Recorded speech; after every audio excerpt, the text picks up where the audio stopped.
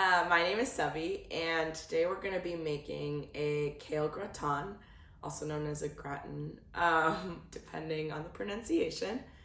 And we're going to do it using leftover ingredients from the wonderful 18 Reasons Cooking Matters classes, as well as leftover ingredients from dinner parties and friends. So for today, what we're going to need is kale, yogurt. Yogurt is a big staple in Cooking Matters classes, but also just generally Greek yogurt or like high protein yogurt is a great additive to a lot of foods.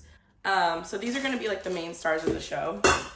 Then we have our cheese. This is like some leftover cheese. You can use any type of cheese. And then we have some breadcrumbs. And then finally we have like a mix of spices. And so for this one in particular, know the spices you like, know the herbs you like. And then in terms of materials that you're gonna need, hands, make sure you wash your hands, get under the nails. A mixing bowl of sorts, anything will work. Just make sure that you're using a bowl that's big enough for the amount of kale and yogurt you have, as well as something where you can like really get your hands and massage the kale. And then I'm gonna be using ramekins for this. You don't have to use ramekins.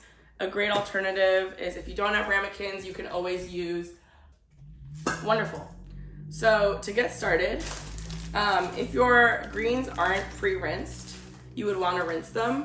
Luckily, I've like pre-rinsed these, so I'm gonna just kind of toss them in here. And I'm adding about 3.5, 4 cups-ish of kale. I'm just gonna clean the bag though. But that's like my rough 1/3 cup. Okay. And then my favorite part is we are gonna massage some kale. So basically the goal is to coat the kale, and kale is very fibrous generally, so people often recommend massaging it and kind of just breaking it down a little. As you can see, this is really just me squishing kale over and over. My only goal here is to make sure that every piece of kale gets that yogurt. I really just want it to be covered in all this yogurty goodness. Add all the spices, like half of the cheese. I'm gonna save a little bit of the cheese to sprinkle on top as a garnish. And then fill up these ramekins with the amount of kale that I have.